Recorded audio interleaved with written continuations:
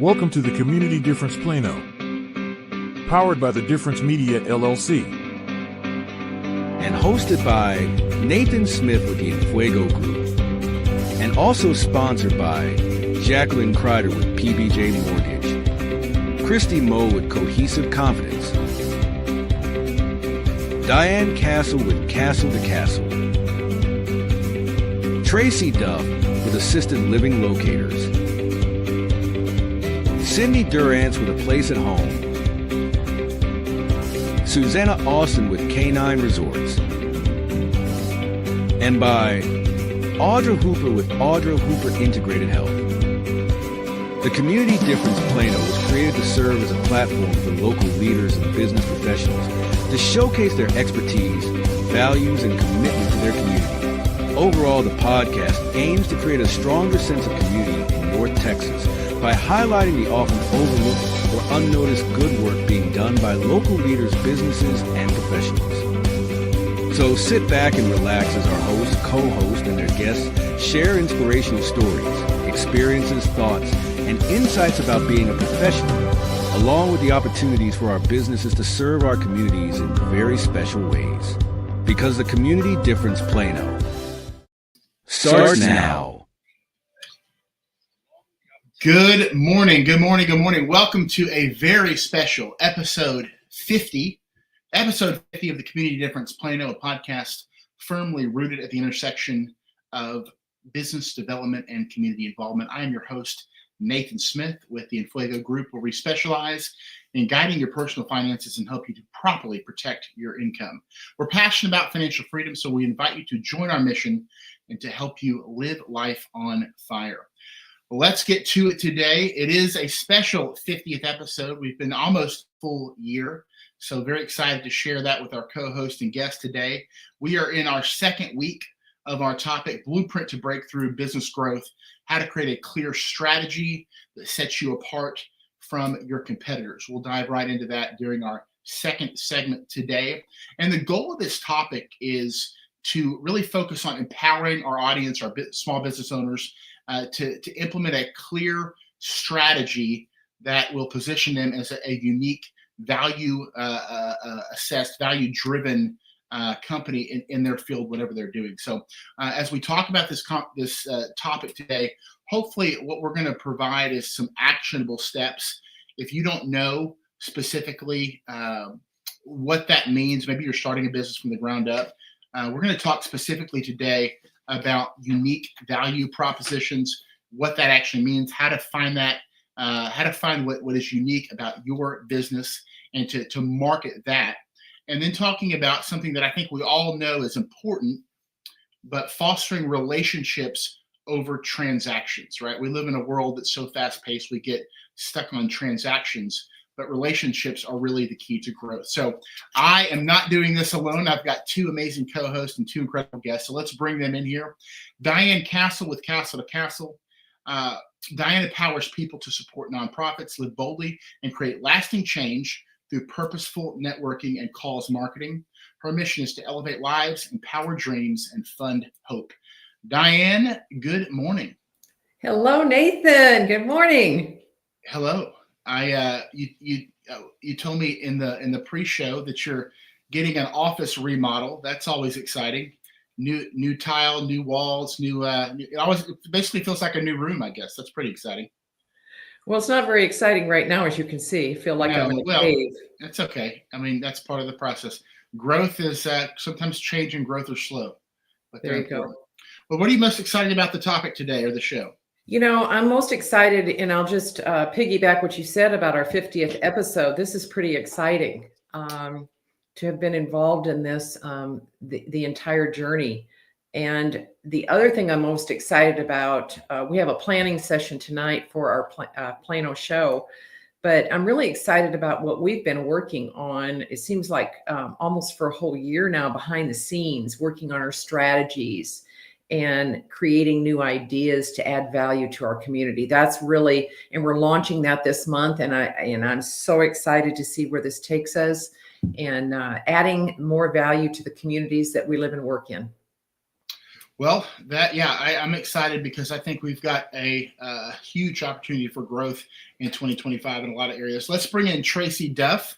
Traci, a Plano resident of 30 plus years, is dedicated to community service and seniors' well-being. As the owner of assisted living Locators, she provides free, compassionate guidance for senior care needs. Traci, good morning. There we go. It's like, we lost her. We lost her. Good morning, guys. Good morning. Good morning. What are you looking forward to today? And happy 50th episode. Yeah, this is really cool. It'll be a year for me, I think, starting March 1. So yeah, this has been an incredible journey, and much more comfortable doing it than I was in the beginning. A little out of my comfort zone, but I'm all good now. This is way fun. Well, good. So, yeah.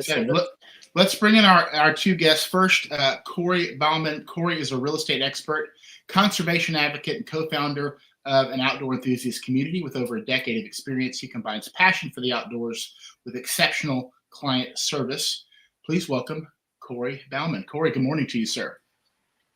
Hey everyone, happy to be here. What an honor. You look like you could just stepped out of a Bass Pro Shop. It's perfect. I could spend a lot of time in Bass Pro Shop. That's the one place. Yeah, that's the one place I could spend some serious. Look at those background pictures. I mean, that's just perfect. Yeah, that was Colorado. That's actually, I took those photos in Colorado when I was out there in 2020. Fantastic. Well, what are you most excited about today? Well, I mean, I didn't even really know it was the 50th show, so I guess I'm waiting to be until the 50th so I can celebrate with you guys. So just honestly excited to be here, and I love all kinds of podcasts, but I love being on podcasts and learning from those folks that are also there. And then obviously, hopefully, I'll be able to give some value today. Well, I think you will, and I'm sure you'll give some great value as well. And last but certainly not least, Garrett Linker with the CEO of Prosper Financial Services, who specializes in financial planning and long-term care. He's family-focused community leader and a Prosper ISD trustee committed to financial confidence and security. Garrett, good morning, sir. Good morning. How are you nice today? To be with you all. Well, thanks. I'm doing good. I'm excited to be here. Like Corey said, I didn't realize this was such a benchmark episode, so I'm excited. Well, we kept it on the down low. We didn't want to overwhelm anybody, so we just want you to be yourself, Garrett. So I appreciate that. Well, what are you looking forward to today? Yeah, I think the timing is pretty great with us. Starting a new year, all of us are trying to figure out ways to better ourselves, our business, our relationships, and I think the topics that we're going to cover today are really timely for beginning of the year and getting us all into a good routine. Well, I think you're perfectly. That's why we chose the topic. We didn't do it on accident. So I'm glad you picked up on that.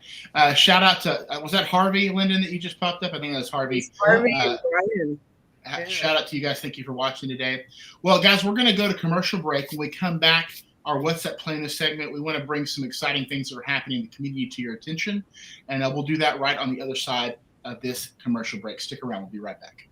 The Community Difference Plano is made possible by Nathan Smith with the Enfuego Group, Diane Cassel with Cassel to Cassel, connecting charities to fundraising solutions, Traci Duff with Assisted Living Locators, Jacqueline Kreider with PBJ Mortgage, Christy Mull with Cohesive Confidence,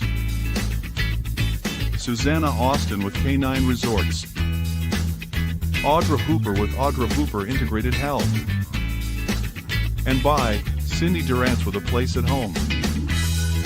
The Community Difference Plano. Together, we can make the difference. And now, back to the show. Are you ready? Because it's time for What's Up Plano? That's right. What's Up Plano, sponsored by Love and War in Texas. Get ready to experience the true heart of Texas at Love and War in Texas, which is in Plano, Texas. That's a lot of Texases. Savor authentic Texas cuisine from barbecue and wild game to Gulf seafood, all while enjoying live music from some of Texas's best artists. Whether you're craving a taste of the Lone Star State or looking for a fun night out, this iconic spot has it all. Visit Love and War in Texas and discover why it's the perfect blend of Texas flavor and spirit. Speaking of Love and War in Texas, We will be there as a show this afternoon doing a little bit of planning for 2025. You're welcome to come say hi. We might even let you sit with us, so that would be fantastic. But more importantly, the Business Development Alliance. This is something that we're so excited about, because what we want to do is we want to take the topics that we talk about here on the show and kind of bring them out live to people, and really put on an event that's a lunch and learn, part networking, kind of traditional networking, but then beyond that, really bring some topics that are important to the landscape of business in 2025, both locally and kind of universally. And we've got a phenomenal speaker, Jim Thomas, international business coach, got his start in the fitness industry, one of the smartest business people you'll ever talk to. We'll have a panel that's going to answer questions at the end. So I think now we've got 55 people. We're trying to stretch that to 75.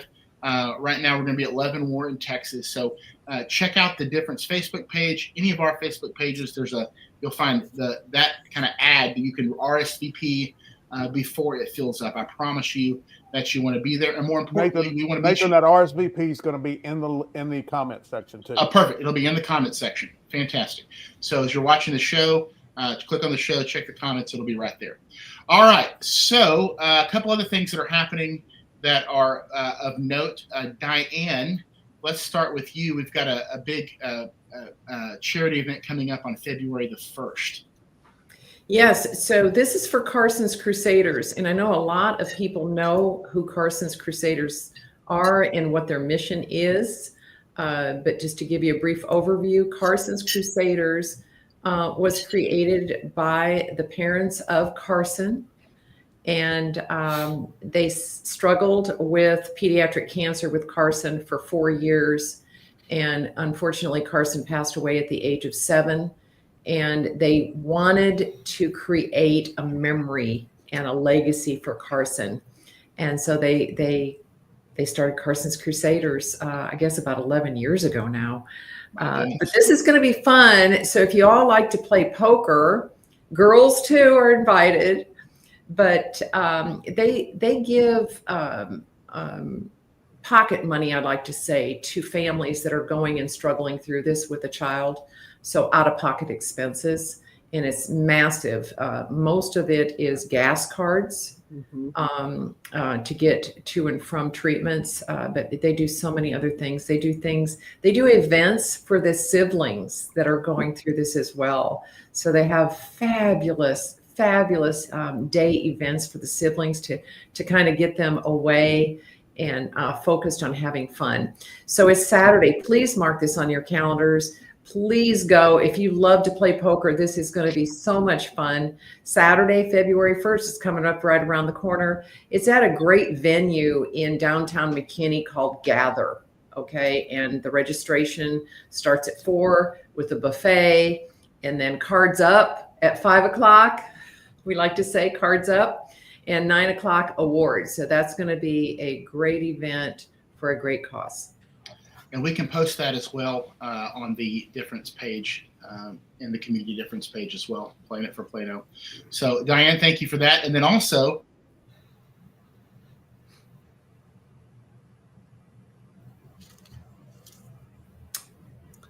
so next one there, Diane. I'm going to go on to the next one here, Craze.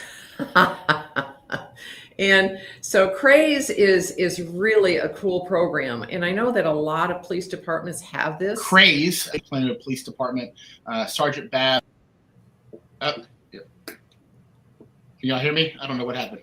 Anyways, Diane, take it away. So Craze, I've actually been to one of these, and they hold it at the Davis Library here, smack dab in the middle of Plano. The next one is on Tuesday night from 6:30 to 8:30. I will tell you that what it stands for is Citizens Response to an Active Shooter Episode. Okay. And I went to it. I learned some incredible things that I thought I already knew, but I didn't. So it's learning steps of what to do when this happens. If you're out in a public place, how are you going to survive that event? How are you going to go home to your loved ones? How to respond, what to do first, what not to do. how to focus and stay alert. I like to say have your head on the swivel and stay calm. So that's going to be Tuesday. You don't have to register. Tuesday, the 21st at 6:30. Just show up at Davis Library. And we don't have a placard for this, but you are going to be participating in the Citizens Police Academy, which we're excited about. And so just tell people a little bit about the Citizens Police Academy.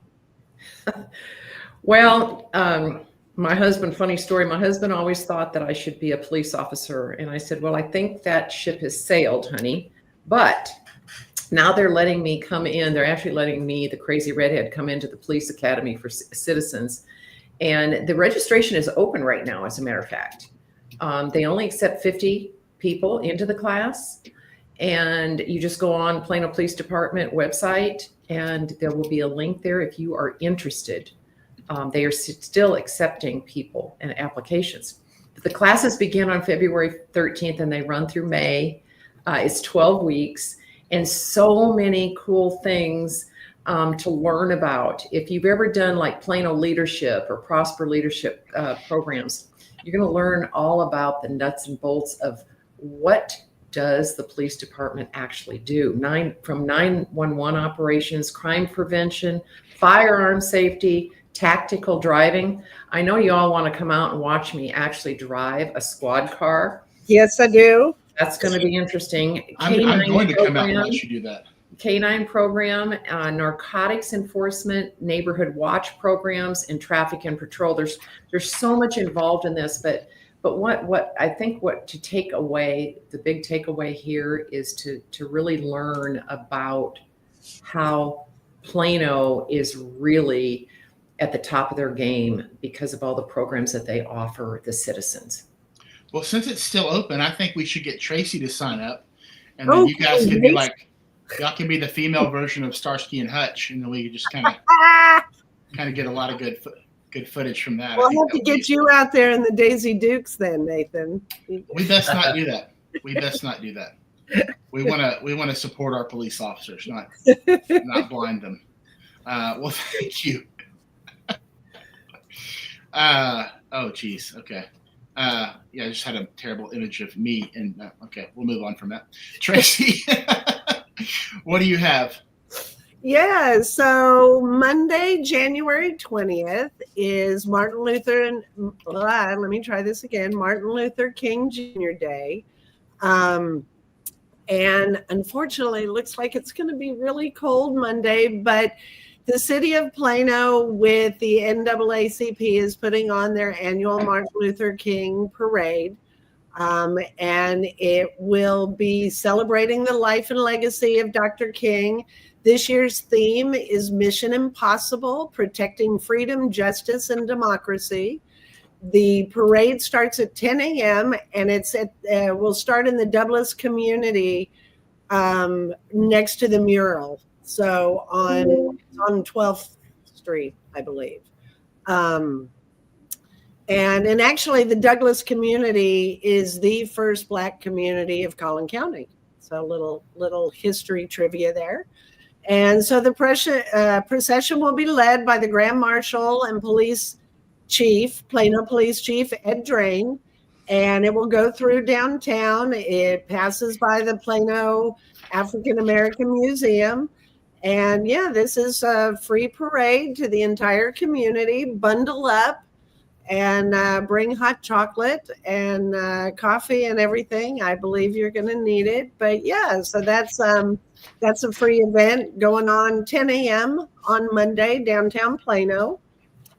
And then with our great North Texas Performing Arts, they have some at the Willow Bend Center. They have 3 kids shows coming up, and our family goes to the Willow Bend Center all the time for theater. We love theater. I think I missed my calling. I kind of went through this with Tyler, my special needs son. He was very much into theater, so we kind of follow the North Texas Performing Arts quite a bit.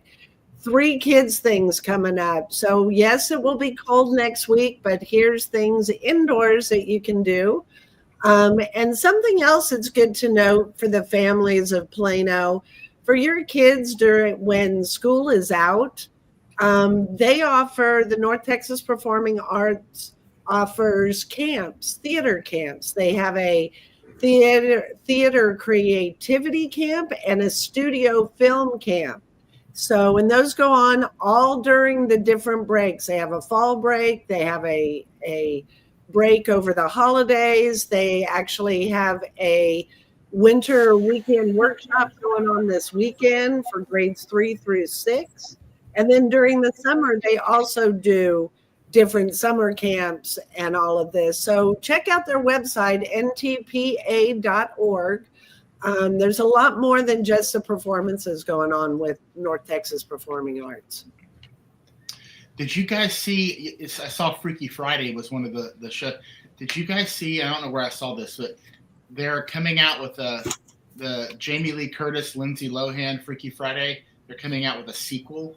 I know, that's kind of scary. I guess they both needed some money, and they're like, let's just run this back Let's again. just do it again. Maybe no one will know. Well, I don't know. Well, yeah, we'll just leave it at that. That's two sad visuals for this segment. When we come back, guys, the blueprint to breakthrough business growth, how to create a clear strategy that sets you apart from competitors. We'll be focusing on building a unique value proposition and fostering relationships over transactions. Stick around. We'll be right back on the Community Difference Plano. The Community Difference would like to thank each of the following partners for their continued support. At Fireboss Realty, we believe life is about relationships, and everything else is just details. Whether you're buying or selling, Scott and Amy Johnson are here to understand your family's unique needs and deliver expert guidance on the North Texas real estate market. With a reputation for integrity and personalized service, Fireboss Realty makes your home journey stress-free and successful. Ready to make your move? Visit firebossrealty.com and let's ignite your real estate dreams. Everyone deserves access to affordable health insurance, but with traditional insurance, costs can be high and getting coverage can be complicated. JP Direct Health is a simpler, more affordable way to get the health coverage you need. With plans for individuals, families, and small businesses, you can save money on monthly premiums without the need for physicals. At jpdirecthealth.com, we specialize in customizing coverage to fit almost every budget with affordable PPO plans and many other benefits. With over 100 5-star Google reviews, JP Direct Health is a trusted resource making health insurance affordable and accessible for everyone year-round. Affordable health insurance solutions are a proactive protection, not a reactive solution. Visit jpdirecthealth.com today and see how much you can save. I'm always here to help. Thank you. Total Care Emergency Room now has 9 locations in the DFW Metroplex. With no appointment needed, our incredible staff will get you checked in with no wait times. Our 5-star facility is open and fully staffed 24/7. We offer extensive treatment options for patients of all ages, providing on-site labs and imaging equipment, including CT, X-ray, and ultrasound, allowing us to provide fast, convenient care for our community. Total Care ER is your neighborhood emergency room. TotalCare.us. Unwanted pests in your home can be stressful. From creepy crawlies to critters under the floorboards, they disrupt your peace of mind. But don't worry. All Pest Solutions is here to help. We offer a comprehensive range of safe and effective pest control solutions. We target all types of pests, big or small, including insects, rodents, and wildlife. All Pest Solutions, your local experts for a pest-free home. Breathe easy and enjoy your life again. Call today for a free quote. 972-442-1169 or email us at customerservice@allpestsolutions.com. To belong is one of our most basic human needs. Best Buddies International is the world's largest organization dedicated to ending the social isolation of 200 million individuals who have intellectual and developmental disabilities. We focus on meaningful one-to-one friendships, integrated employment, leadership development, and inclusive living. You have the power to make an impact, create change, and champion our mission of inclusion today. Now back to the show. Welcome back. As we dive into our segment here, our topic for January, how to create a clear strategy that sets you apart from competitors. That is the breakthrough to the blueprint really for business growth. Today, building a unique value proposition. And I want to start by saying, a lot of times in the past, if you look at research, people would focus on the unique part of the unique value proposition, and that's great. But now it tends to shift as more, clients. The market is more value driven specifically. So even if what you're offering is not entirely unique, the value part is really the key. So finding things that provide ultimate value. So I want to start off. We're gonna talk about that. We're also going to talk about fostering relationships over transactions. But I want to start off by posing this question to anybody can pop up that wants to answer it. How did you guys find and develop your we'll just call it UVP for short, and how has it evolved your business growth or expansion here over the last few years? I mean, I can jump in on that. I think over the years, what I've learned about, just being different, especially in the real estate industry. I mean, what we do is pretty specific. We're a boutique broker, but really it's starting with, I think, your clients, your own clients, your past clients, and really asking them, like, what was their experience like working with you? I feel like you can develop a pretty quick, unique value proposition, especially if you're good at what you do, mm-hmm. on really what makes you different. And then you kind of use that in your marketing. If you're brand new and you're just launching a business, it's obviously a little bit tougher because you don't have clients. But I think that's a good place to start. Honestly, is really just your past clients. And honestly, even if you're starting a brand new business, and let's just say you came out of the corporate world and you want to launch a business, you as a person have unique value that you provide to a client, whether it's whatever the product is. It really doesn't matter at that point because you're providing yourself. And you have unique characteristics God has given you that you can provide an amazing service in one way or another. So experience from even past, jobs or businesses that you've run, you can even go back to those folks that you've worked with or clients. So that's where I would start. You talked about kind of surveying your current clients, but I think you can also, and maybe you've done this, you can interview or survey just your overall target market, your target audience, to see where their pain points are, maybe past experiences with other people in your field, which, even though you're in a more niche market, which is helpful, right? That gives you a kind of a larger mapping of what the market is wanting or needing, and then you can kind of develop from there. So I think you're touching on that specifically. How have you had to adjust over time, Corey, as the market? I know you haven't been in what you're doing for a tremendous long time, I guess, but have you had to adjust as the market changes, which real estate changes every other day, it seems like? Yeah, right. Yeah. I mean, I think, I'm just specifically like for us in the real estate market, last year was a pretty sluggish market, depending. I mean, it was up and down. It was all over the place. And so like for me personally, like with the land market, we spent a lot more time probably on pricing than we normally would just because the data wasn't there. And so that became the value then when I would sit down with someone that I was going to potentially sell their property or even help them buy a property. It's like, look, like I'm letting you know, I ain't going to spend a ton of time, but it's valuable time I'm spending on the pricing so we can position you on the market. So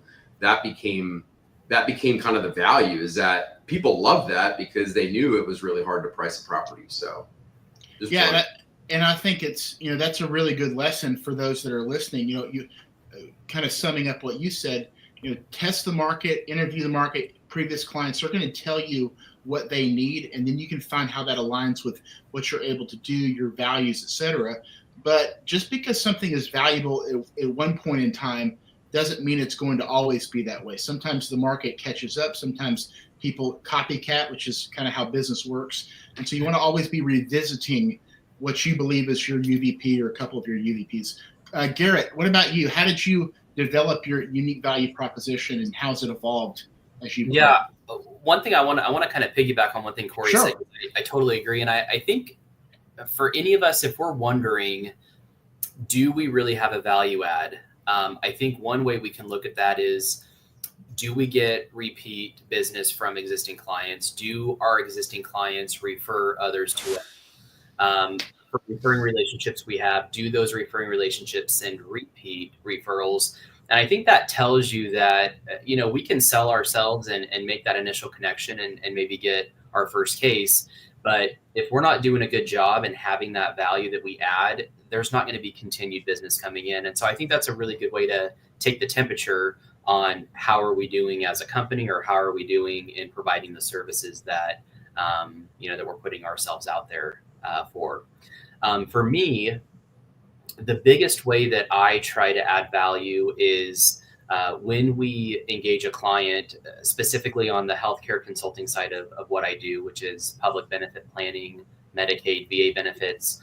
The value add there is when we engage that client, they're with us for their lifetime. So we are not just a transaction. We are not treating them as though they're a customer. We are there with them from start to finish, and finish typically is after they've passed away. And we really feel that gives families confidence in knowing that they're going to get a tremendous value out of the service we're providing. Yeah, we have a little bit of crossover in markets. I mean, you do a lot of long-term care. That's probably why you're so close to Traci. That makes perfect sense. Yeah. What would you say? Because remind me, how long have you been in business? Since 2008. 2000. So. Yeah, I've had my own business for 4 years, but I've been in this industry since 2008. So what are some steps? Let's just give some practical answers here. If you're starting a new business in 2025, or maybe you struggled in 2024, and you're in a market that is saturated, or just not getting the recognition that you need to thrive, what would you suggest are some starting points to figure out what is it that is unique about my business, about me, about the value that I can give? How do you help people kind of literally step by step figure that out? Well, I can speak on this from recent direct experience. Perfect. Very quickly, that's what I want to hear.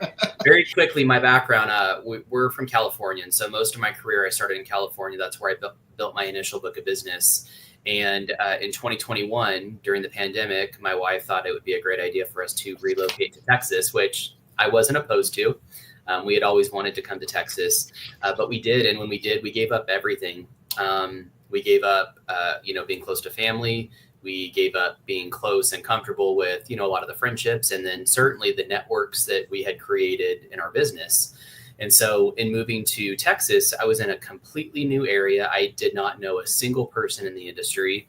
And I had a lot of business still coming in from California, which kind of kept us afloat. But I had to grind and figure out ways to, how are we now going to plant these roots here in a new place where people already have existing relationships. And so for me, it was really finding those unique synergy partners and developing those relationships quickly. And, over time, as I did that, the networks grew, and then you get introduced to new people, and then you start to really make a bit of a name or reputation for what you're doing. And so it's a hustle, but if you make those right connections and you do what you say you're going to do, then I think people will trust you quickly, and you grow quick once you start getting that trust.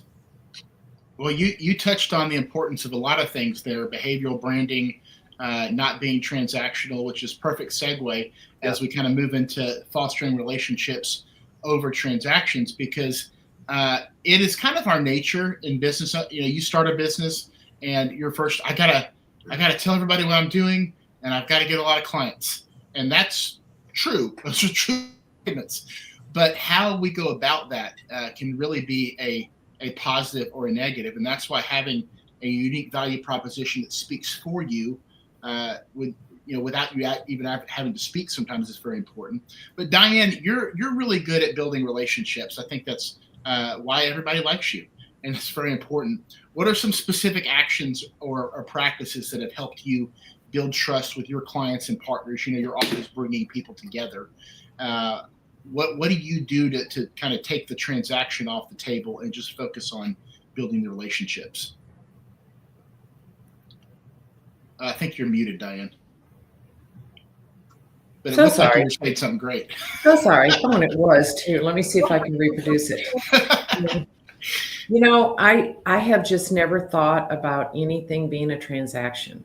My dad just taught me the importance of making sure that the person in front of you, no matter where you were, feels really important. That they feel like they're the only person in the room, that you're really listening to them and paying attention to them. and making them feel like they really do make a difference. And I really think that instilled that value inside of me, to move forward and just live my life that way. So when I'm sitting with a prospective nonprofit, to talk to them about how easy it is, I know what their pain point is, right? Nonprofits are always waiting for the check to come in the mail to support their mission, to go out and make a difference in the world. And so for me, I understand that, and I provide solutions for them to be able to go do that and make an impact. And on the flip side, so I get to do both business to consumer and business to business. On the flip side, you talked about cause marketing. How is it that I sit down in front of a business owner and talk with them about the advantages of jumping in and getting behind a cause in their community and what that means? And really, for me, it's just fostering the relationship. It can be a slow process. I believe that you shouldn't be in a hurry, and I think a lot of people are in a hurry to make a transaction. And for me, it's just, I'm the opposite. I think the slower you go, the better the foundation you build. Traci, you know, every industry thrives more around building relationships, but there's certainly industries at Garrett with, you know, people, finances, long-term care, and obviously the actual care itself that you are unifying with, you know, the right facilities for people. That's a really delicate process, right? People have to have that trust built, for sure. So how do you go about that, where, you know, because, and this is kind of natural to you, I think, but just to piggyback on Diane's, what are some things that you've seen that allow you to focus on building relationships first, and the transactions come, they don't even seem transactional, right? Does that make sense? Yeah, most definitely. I am not a transactional person like Diane at all. So this is a natural thing for me to build relationships. That's kind of what I do. But I'm the one that holds the hand. So I wear a lot of hats besides just being a placement agent. I have found that I'm a pretty good counselor, family dynamics counselor. I'm helping them find their resources to make the move smoother and simpler. I'm connecting them with people like Garrett when we have our veterans out there that have never taken advantage of the assistance programs that are out there for them. I become a big hero, and so does Garrett, but when that comes through for them, I become part of the family, and transaction never comes into play for me. Again, my relationships, and from start to where we get moved in, it could be a year, it could be 2 years, but they're my families for life. I'm like, it's a lifetime thing. If we need to move, if we need different care, they're calling me back to find the next best place, or to ask what their options are. And I know what I do is doing it right, because I get a whole bunch more Christmas cards than I ever have. And the other part of my family don't even know who these people are that we're getting Christmas cards from. So the relationship thing is huge. It's huge. Well, and I think it's important to see the correlation between these two kind of micro topics of the larger topic today. If you have a great value proposition, a unique value proposition, and it really is. I mean, you're doing things that nobody else can do. You're bringing value that nobody else can bring, maybe in multiple areas, but you can still come across as transactional if you're not careful. And so it's almost more important to master this skill. And it is a skill. It can be bolstered by, you know, some very tangible business tools, which I'll share in just a moment. But at the end of the day, the relationship is not just how you act till you get what you want. It's how you're acting before, during, and after the process, and continually ongoing. And so a couple of things, if you're setting out to prioritize your client's needs, which, I think most people do that, right? They want to give the solutions, but it's those ongoing touch points, check-ins, newsletters, that go before, during, and after the quote unquote sale or whatever the product is. And then I think it's important to celebrate milestones, achievements around your clients. If it's a fitness center, that, big workout goals, if it's client birthdays, if you're following your client base on Facebook and, anniversaries, big things like that, that just adds that in itself is a value. It's not a value directly related to your business, but it's a value related to yourself, right? And so, how are you guys? And I'll kind of open this up to everybody. So, share a time where you have taken time to foster and build a relationship, and that's really impacted your business success in a specific way. And then I've got one more question that'll close out the segment. So let's start with that. Share a story of a time when you've taken the time to build the right relationships, and that's really paid off because of the time that you took to do that. I would love to jump in on this one, Diane. Because again, it's thinking outside of the box for me. We all need that blueprint, but if you don't focus so much on the nuts and bolts and you focus on people. So for me, my blueprint for business growth is building those unique synergy partners that we've been talking about. And I built one with Traci. And you're thinking, okay, wait a minute, how does that work? Diane helps nonprofits fund their mission. How is Traci connected to that? Well, Traci's connected to that because she has a special needs son. She has been focused on nonprofits for a lifetime.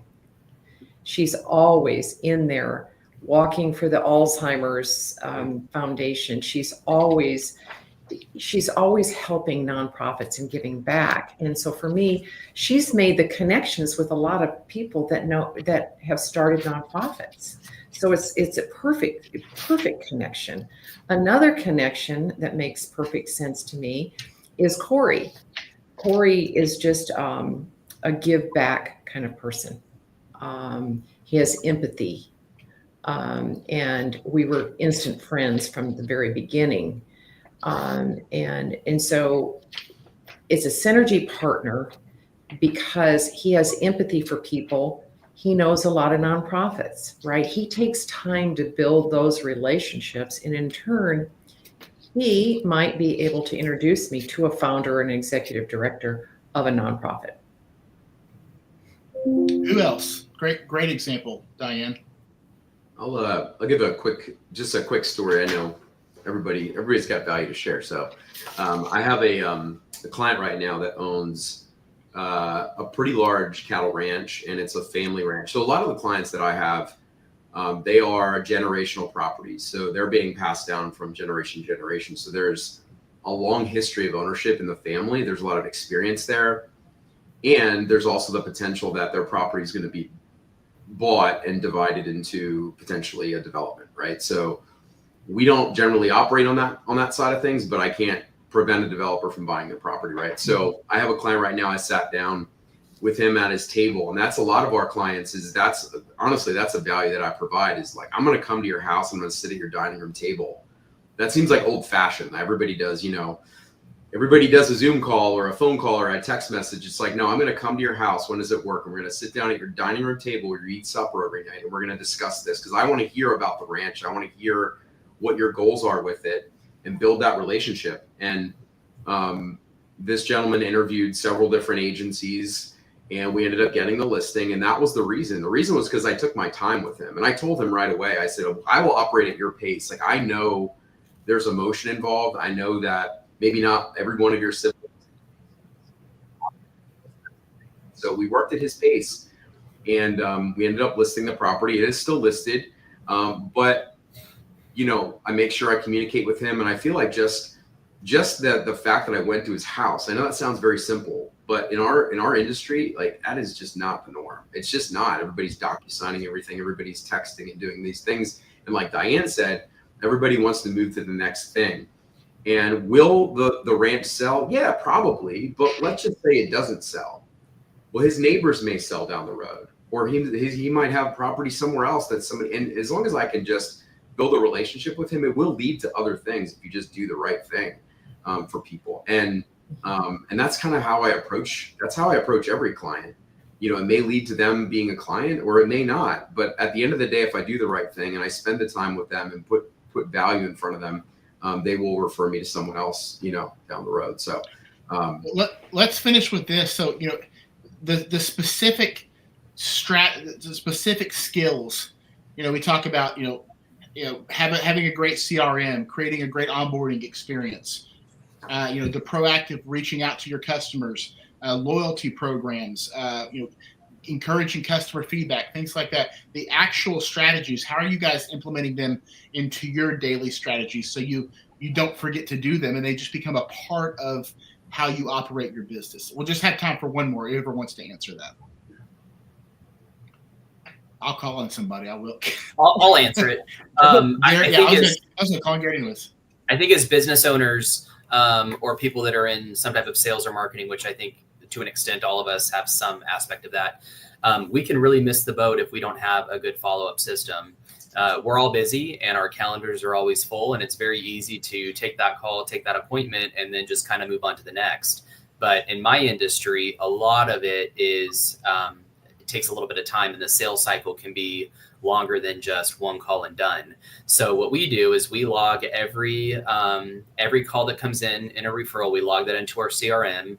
As soon as I take that appointment, I put in clear notes for my team on exactly when the follow-up needs to happen, whether we need to send a letter, a card, a phone call, and it stays as a task until it's either closed, meaning the client doesn't want to move forward, or success in that it does.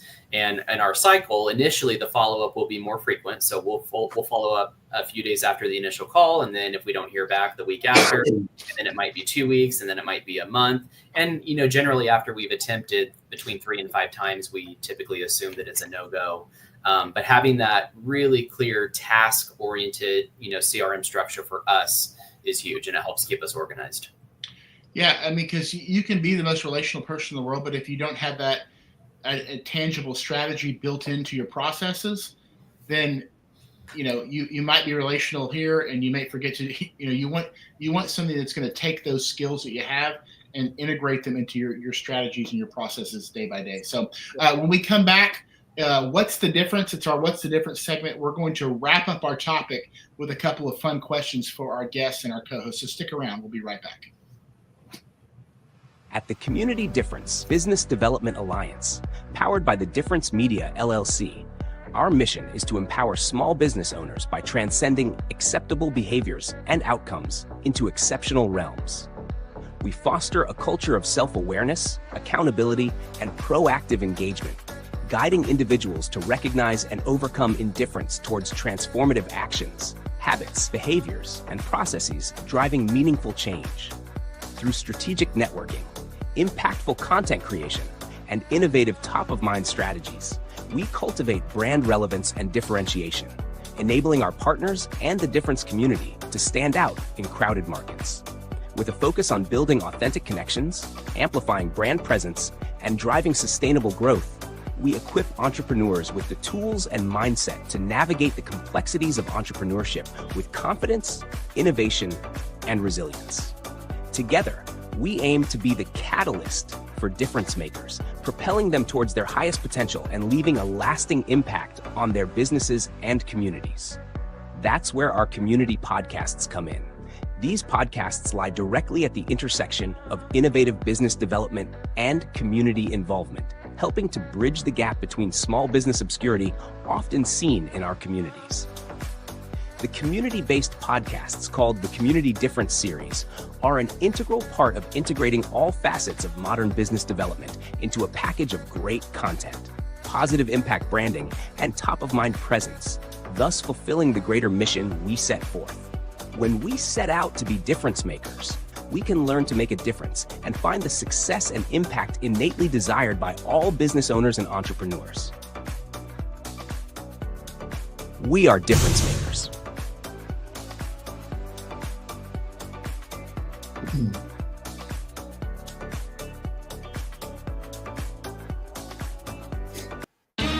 And now it's time for What's the Difference?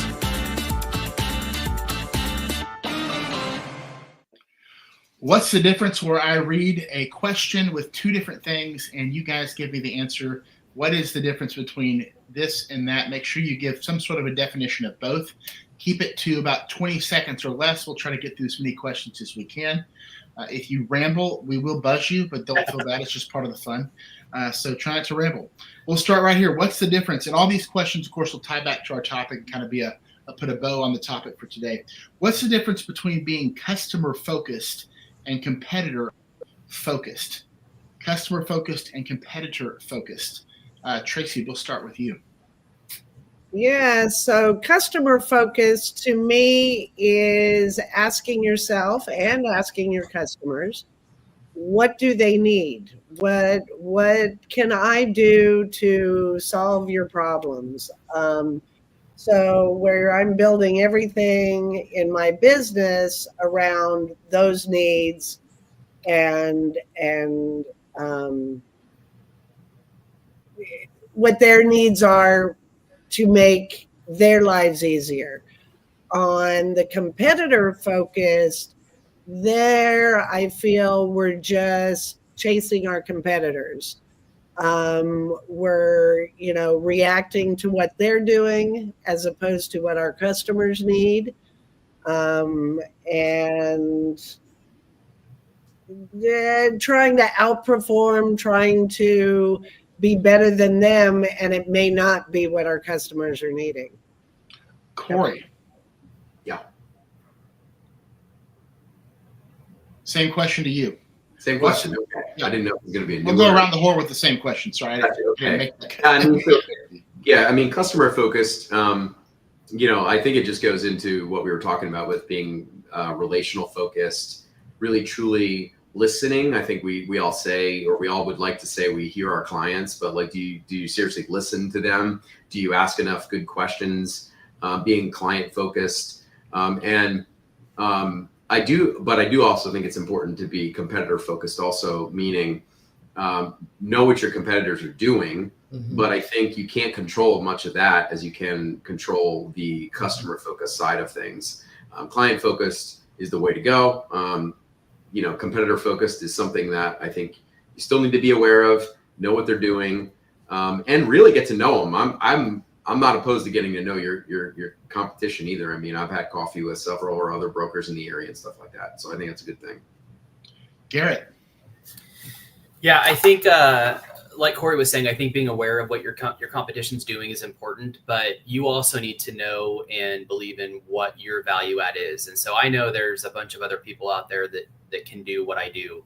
But I think that we do it the best possible way. And so when we're too focused on competitors, I think that can cause us to distract from our mission, distract from our why. Whereas if we're customer focused, we are always focused on the mission of the task. So that is to help your families, to better their lives, and to take care of yourself, your employees, and your community. And lastly, Diane, anything that wasn't touched on that you can add? Focusing on the customer, the client, to me is always going to have an emotional component to it, because that's just who I am.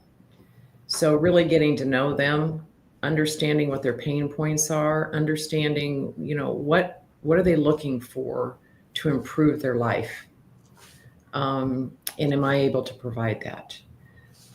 So that's always what I focus on. On the competition side, most of you know that I just don't believe in competition, because God makes us so unique, each one of us. So if I was in the financial business, Garrett and I might be friends, and we probably would be friends. If I was in the land sale business or the assisted living locator business or whatever business it is, It doesn't mean I'm not going to be friends with him. And I think it's important what Corey and Garrett both said. It is important to know what your competition is doing so that you can stay up to speed, but don't focus on it. Yeah. You know, be you, because that's who God made you. Everybody else is taken. So here's the official answer, and you guys touched on a lot of this. A competitor-focused approach revolves around understanding and fulfilling your client's needs and desires, while a customer-focused approach revolves around understanding and fulfilling your client's needs and desires, while a competitor-focused approach benchmarks your offering against rivals. Being customer-focused ensures long-term loyalty, while being competitor-focused leads to reactive strategies. Talk about the no, like, and trust. Nathan, you're gonna need to read that again. You cut out, and no one could hear what you're saying. Okay. A customer-focused approach revolves around understanding and fulfilling your client's needs and desires, while a competitor-focused approach benchmarks your offerings against rivals. Being customer-focused ensures long-term loyalty, while being competitor-focused can lead to reactive strategies. Mm-hmm. So from the know, like, and trust, the know factor, understanding your customers' needs, positions you as an attentive and reliable brand. The like factor, a customer-focused strategy creates solutions tailored to their preferences, earning goodwill. And the trust factor, clients trust businesses that consistently prioritize their interests over outdoing competitors.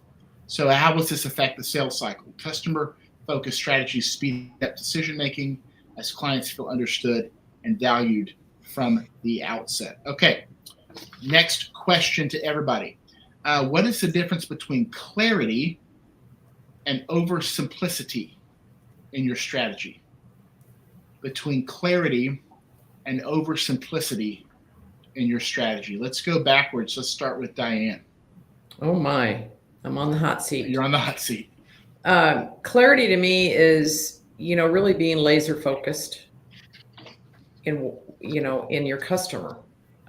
Be laser focused on who it is, the understanding your audience, right? The demographics, the psychographics, what are their pain points? So really getting laser focused and clear on what they need, what their needs are, and how can you provide that solution. Oversimplifying it is saying, well, every nonprofit should do business with Diane Cassel. And that's the furthest thing from the truth, because if we oversimplify things, we're missing so much. We're missing the meat of who that person is, and is it really going to be a good fit? God doesn't intend for us to work with everybody. Right. We don't have the time to do that. So I think if you oversimplify, that you miss a lot. Garrett. I think clarity is, if I'm using it in my business and say my team as an example, clarity is everybody is on mission going the same way. Communication is clear on what we're doing and why, and you really have a cohesive group. You can use that same example with your clients too. The client relationship between yourself and your client.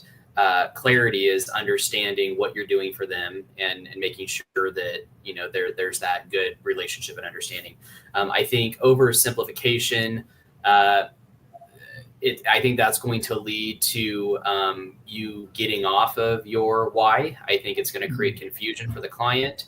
I think that can happen if you don't get to know your client well enough. And then your team, myself as the owner, if I am not available to my team and giving them, the FaceTime, I think it can slowly erode the overall production of what we're doing and kind of leads us all going in different directions. Yeah, great answer, Corey. Yeah, I think so. When I think of both of these, I think of the word communication. Clarity meaning, and I think it can have different layers of clarity depending on the client. Some clients, like for an example, understanding your client. If I'm working with an engineer, a lot of times they're going to want to see a lot of statistics and things like that.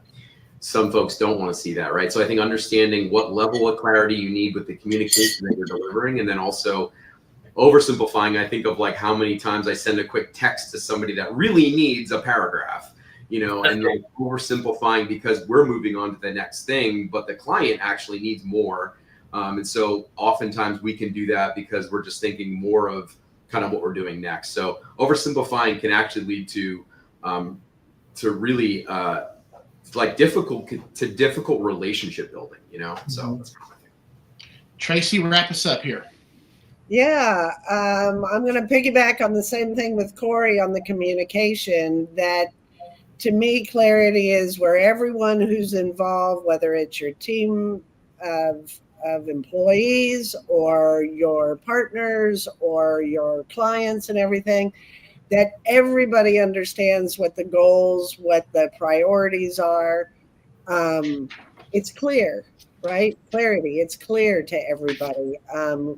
And then on the oversimplicity part of it, you've got big gaps. You're taking big risks, and missing those things that are your action steps to your vision, in your strategy game of this, that you miss those action steps. Now it's not so clear anymore. People don't know what to expect. Mm-hmm. Well, we're gonna go to break. I'm gonna read you the definition here, but keep in mind that all these go back to the overall strategy, building the blueprint, right? You'll talk about question 3, customer focus, competitor focus. This is, how am I going to spend my time, right? These are why asking these questions are so important.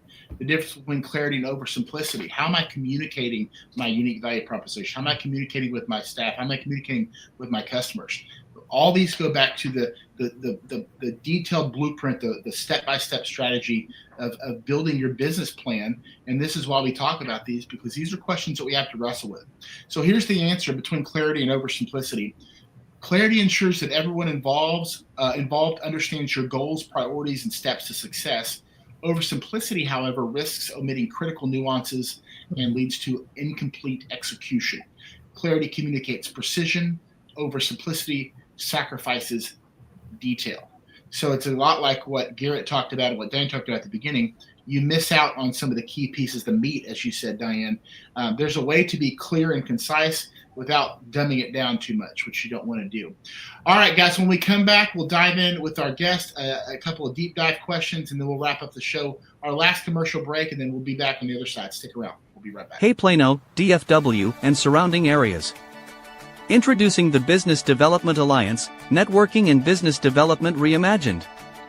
January 23, 2025. At 11:30 a.m. to 1 p.m. Love and War in Plano, 601 East Plano Parkway, Plano, Texas, 75074. This is where connections meet strategy. Where growth meets opportunity. And where you build your future. So join us and step into the world of behavioral branding and learn how to elevate your professional presence, build meaningful relationships, and redefine your success, all while connecting with the brightest minds in our community.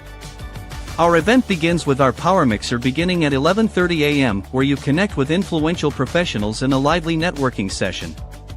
Next is our keynote speaker at 12 p.m. You will hear from Jim Thomas, Global Business Coach, on the power of behavioral branding. Finishing with our panel discussion at 12:30 p.m. This is a live discussion with the experts on behavioral branding's impact, followed by audience Q&A. Our panel includes Nathan Smith with Enfuego Financial, Bethany Rowan with Bureau & Realty Group, Lauren Gill with My Live Love Travel, Brian Poduska with Real Property Management Focus, and Jim Thomas himself. You will meet our discussion facilitator, Lyndon Wilson, CEO and founder of The Community Difference and BDA and author of the Amazon bestseller, The Entrepreneurial Difference. We will also be offering prizes for attendees who RSVP and show up. Compliments of The Community Difference totaling over $5,000. So don't delay. RSVP now to secure your spot and qualify for these exclusive prizes. Just the click link in comments to RSVP.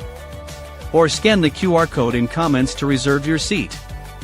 Business Development Alliance, business done differently. Business done better. We'll see you on January 23rd. Now back to the show. All right, I cannot wait for the Business Development Alliance. here. We're trying to get 75 people. I think we're at mid-50s, and going to be a great event. So come out, 11 War in Texas, in Plano, which is hard to say together, a little confusing, but you guys probably know where it is if you're a Plano resident. Okay, so as we jump in a little deeper here with Corey and Garrett, I want you guys to share the kind of your personal professional journey, how your role in the community, whether different ways that you're involved, just volunteering, nonprofits, just serving on boards, whatever that looks like. How has that built trust and rapport that has ended up expanding your business and helping you grow? Let's start with you, Corey. Yeah, absolutely, appreciate that. So my business journey. So I was in actually residential real estate when we lived in Pennsylvania. So did that for about 12 years in Pennsylvania, and then had an opportunity to actually take a hiatus from real estate and ran operations for a company here in Plano. Well, their headquarters was in Plano, and did that for a few years, but actually realized that I worked myself into a desk job, and that really wasn't who I was. And so then had an opportunity to get back into real estate on the land side. And the beautiful thing is that I think every one of us on this call can probably say that we've learned and we've grown in different ways from every opportunity we've had over our careers, whether it's working for a corporate company or being an entrepreneur. One of the things I learned really well is when I worked for the networking company is how to network and how to build relationships and how to get involved in community. So when I got back into the land business, my first thing was how do I get involved in, and I have a huge territory. So, where's the biggest bang for the buck in how do I get involved in community? Well, obviously involved in the community I live in. So in specific ways. So I'm involved in our booster club here for our athletics and over in Salina. Don't live in Plano, but I do live in Salina and do a lot here in Salina with our athletes. How do I get involved in school, in different events with school? So like I do what they call Watchdog Dad at my daughter's school, all ways to kind of support the community. And then my daughter is, she started riding horses a couple years ago. So the equestrian community, like how do I get involved? I do it as a personal thing, but like instead of just, putting a banner up in an arena, when I have those conversations with sponsorships or anything that we do, it's, well, how do we get like more kids involved in horses? Like how do we do like a clinic or something? And so I dive a little bit deeper into how do we truly help? Like how do I add value to that other than just writing a check and putting a banner up, which that stuff helps too. I think that's important to support from a financial standpoint. But how do I actually have an impact in the community by being involved in building relationships and just bringing my talents, to whatever that might be. So it's been awesome. I think the approach is truly who I am. When I was early on in real estate, in the residential space, I was, to be honest, pretty transactional. Like I did not have a lot of repeat business, but the reason is because I was always looking for the next. I was lead generating in a way that I was cold calling, not building relationship. And it didn't really sustain a long-term business and what we would call like a legacy type business. And that's my approach now. It's the long road. It's who can I do life with in this industry, in our community, and be able to build a business that is really a legacy down the road. So it's a long play. I'm always looking for other opportunities, whether it's banquets that I can be involved in, and again, not just writing a check, but can I help with setup? Like just things like that where I can really get to know those folks that are involved in those different things. But that's, I think it's always just looking for those things. We obviously only have a certain amount of time each day. So I think it is specific. And again, I have a big territory, so there's definitely a huge amount of opportunity for me in those areas. But just constantly looking for new ways to support. Garrett, what about you? Talk about some of your partnerships or the ways that you've kind of integrated yourself into the community, and how has that given growth or kind of the results along your journey? Yeah. So the first thing I want to say is I think, with all of us in our industries, we all try to find ways to do a good job for our clients and our referring sources. But I think what people are looking at too when they look at us is what else are we doing with our time? Because you can give with your time or you can give with your treasure. And it sounds like all of us probably do a combination of both of those.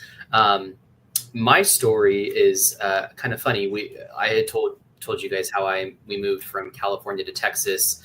And in addition to going out on my own and starting my own company, I wanted to get as involved as I could with my kids' education. And so we specifically chose Prosper ISD for Texas. Education is phenomenal. And I thought it'd be a great idea to run for school board. What better way to give back to my community, to love on our teachers and our kids than to run for school board?